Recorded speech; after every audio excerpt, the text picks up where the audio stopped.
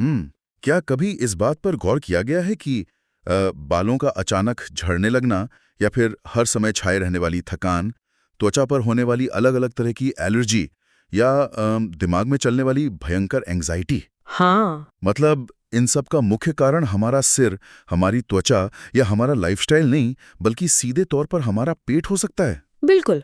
और देखिए, अक्सर जब चिकित्सा विज्ञान की बात आती है ना, तो बीमारियों को बहुत ही अलग-अलग खानों में बांटकर देखा जाता है। हाँ, एग्जैक्टली। मतलब बालों के लिए डर्मेटोलॉजिस्ट के पास जाओ, एंग्जाइटी के लिए साइकियाट्रिस्ट, और थकान है तो विटामिन्स खा लो, है ना? सही कहा।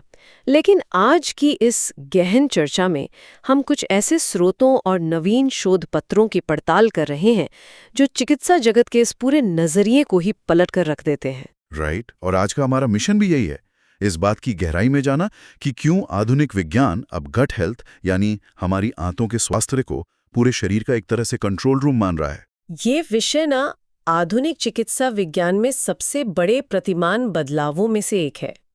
मतलब जिसे हम पैराडाइम शिफ्ट कहते हैं। जिन स्रोतों का हम आज विश्लेषण कर रहे हैं वे बहुत स्पष्ट करते हैं कि मानव शरीर को अलग अलग अंगों का एक समूह मानना एक बहुत बड़ी भूल है।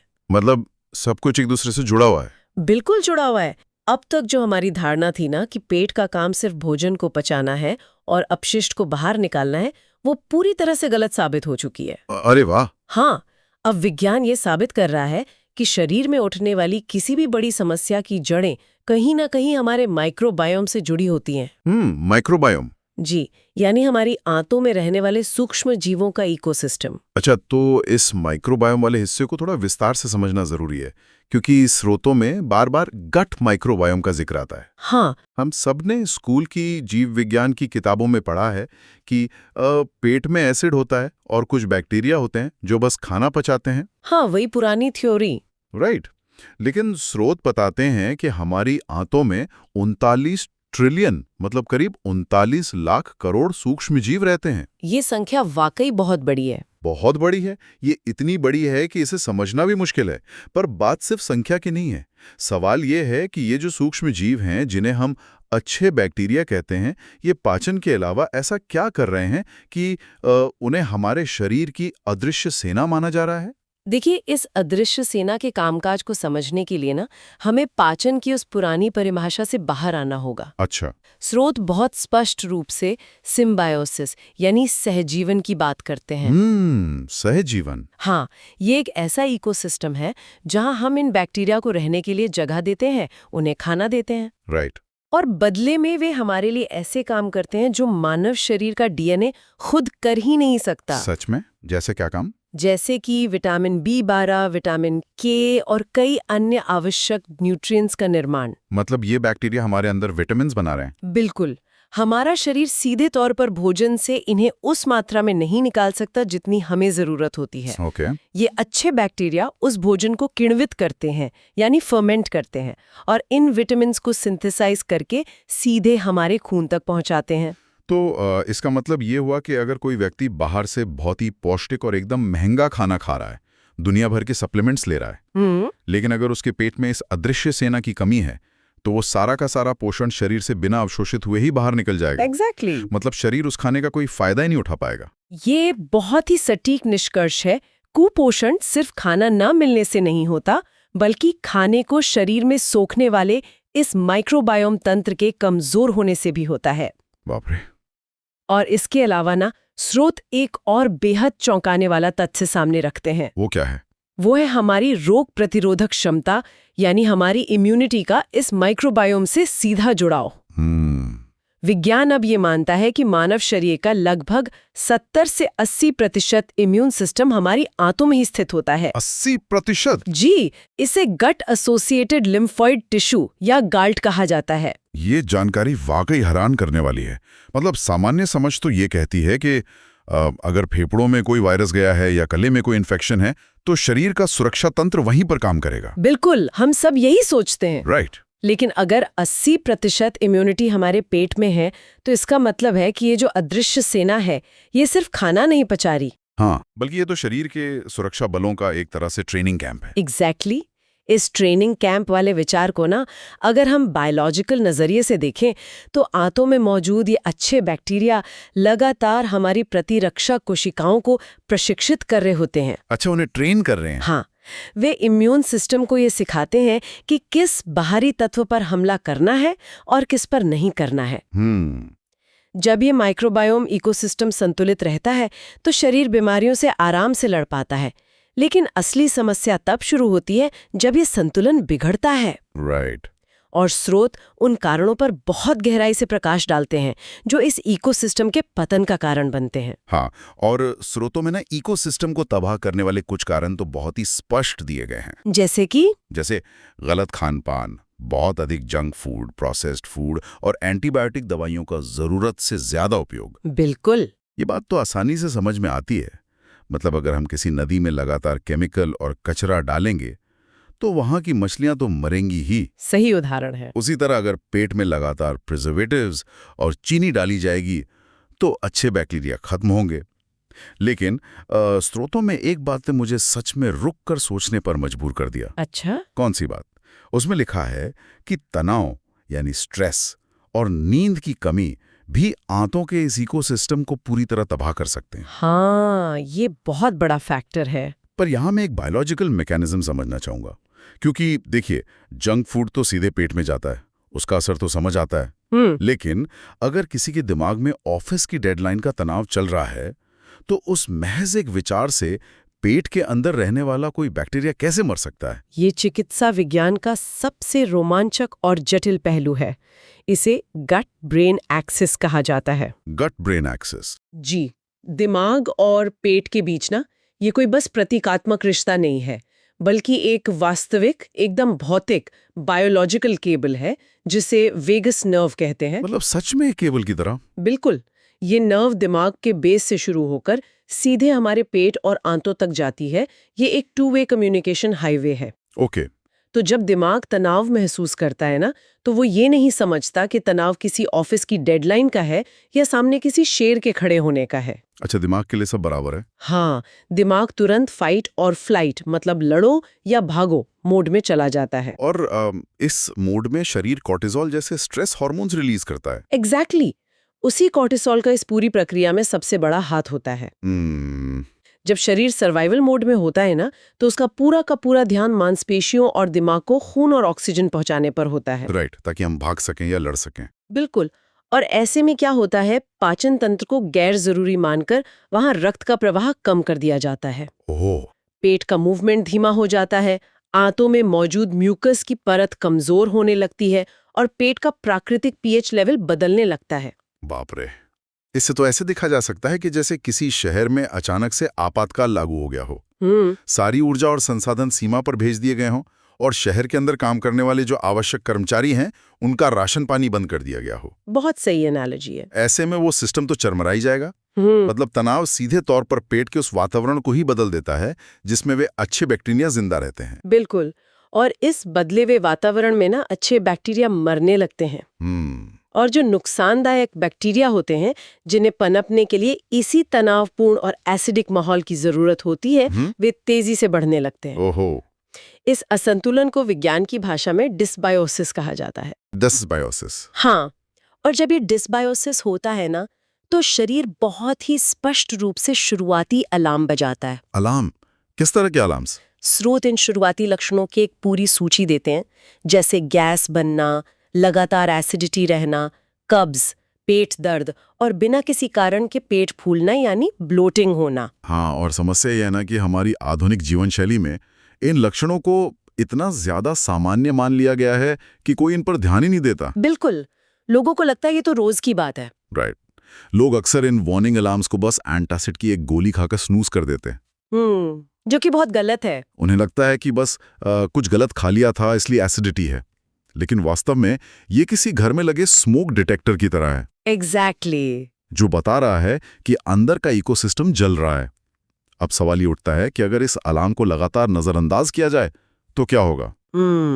स्रोत का अगला हिस्सा काफी डरावना है, क्योंकि वो बताता है कि ये समस्या सिर्फ पेट तक सीमित नहीं रहती। देखिए, स्मोक डिटेक्टर को नजरअंदाज करने का नतीजा यही होता है कि आग पूरी इमारत में फैल जाती है। राइट। जब पेट का ये इकोसिस्टम लंबे समय तक खराब रहता है ना, तो इसका सबसे भयंकर परिणाम लीकी गट या आंतों की पारगम्यता के रूप में सामने आता है। Leaky gut? हाँ, इसे समझना बहुत जरूरी है।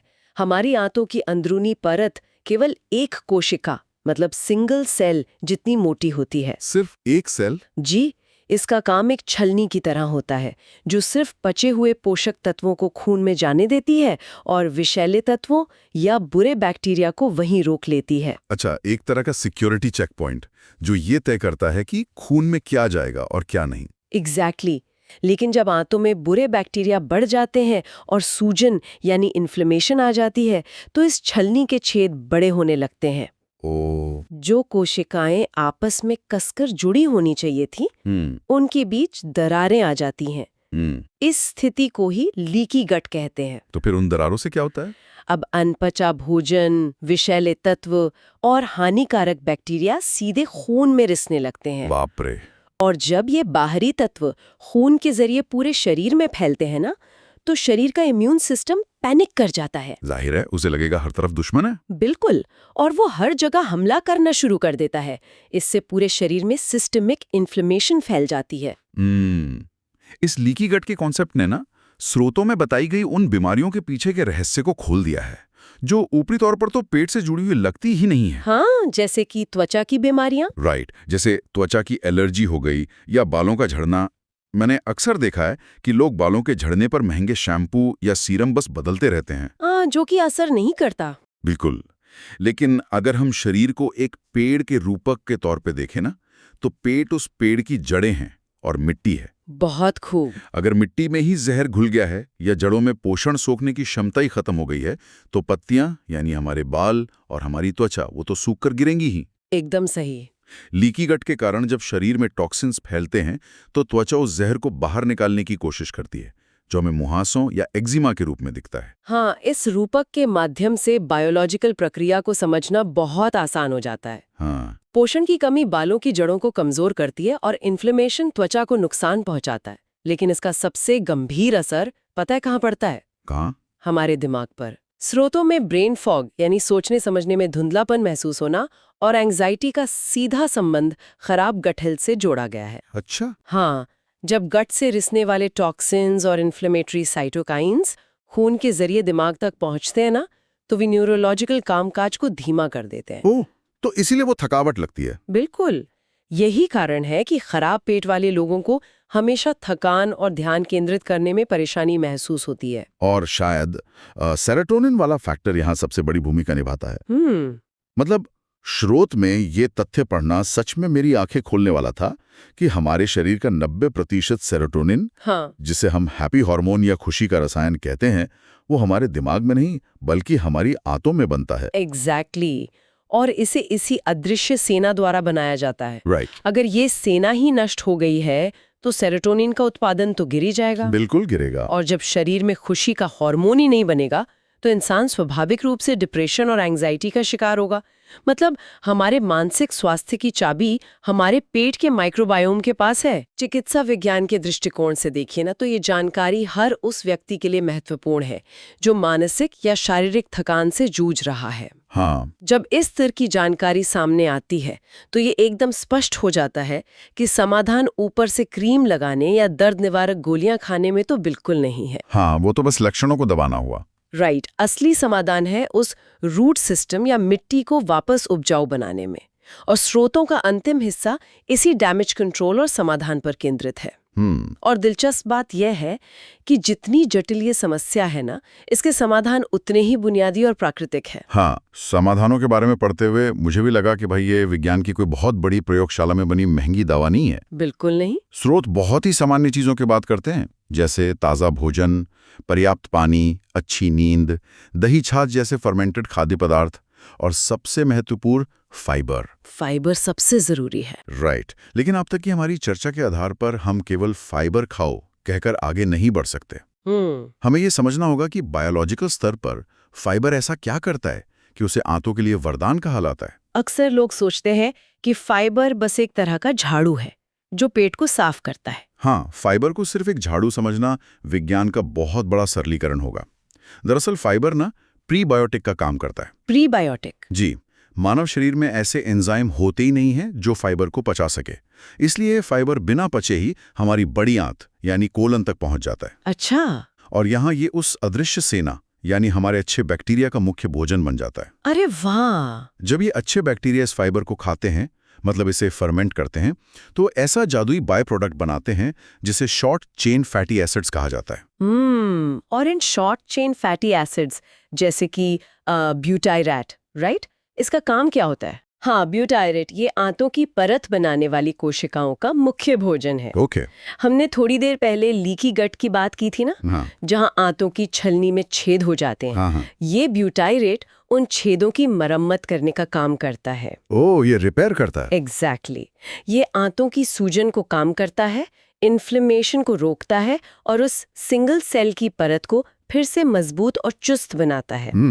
तो देखिए, जब तक आंतों के बैक्टीरिया को फाइबर नहीं मिलेगा, वे ब्यूटाइरेट नहीं बनाएंगे। राइट। और तब तक लीकी गट की समस्या ठीक नहीं हो सकती, चाहे आप कितनी भी दवाइयां क्यों ना खा लें। मतलब ये पूरा मैकेनिज्म हर चीज को एक कतार में खड़ा कर देता है। बिल्कुल। हम दही, छाछ या केफिर जैसे प्रोबायोटिक्स खाते हैं ताकि पेट में अच्छे बैक्टीरिया की नई फौज जा सके। हाँ। फिर हम उन्हें ताज़ा सब्जियां और अनाजों के जरिए फाइबर यानी प्रीबायोटिक्स खिलाते हैं ताकि वे जिंदा रहें और अपना काम कर सकें। एकदम सही। और पानी उस पूरे सिस्टम को हाइड्रेटेड रखता है ताकि टॉक्सिन्स बाहर निकलते रहें। लेकिन स्रोतों में समाधान के तौर पर अच्छी नींद का भी विशेष रूप से जिक्र है। नींद का पाचन या माइक्रोबायोम की मरम्मत से क्या सीधा संबंध हो सकता है? देखिए, नींद वो समय है जब शरीर का पैरासिम्पैथेटिक नर्वस सिस्टम सक्रिय होता है, जिसे विज्ञान की भाषा में रेस्ट एंड डाइजेस्ट सिस्टम कहा जाता है। आराम करो और पचाओ। बिल्कुल।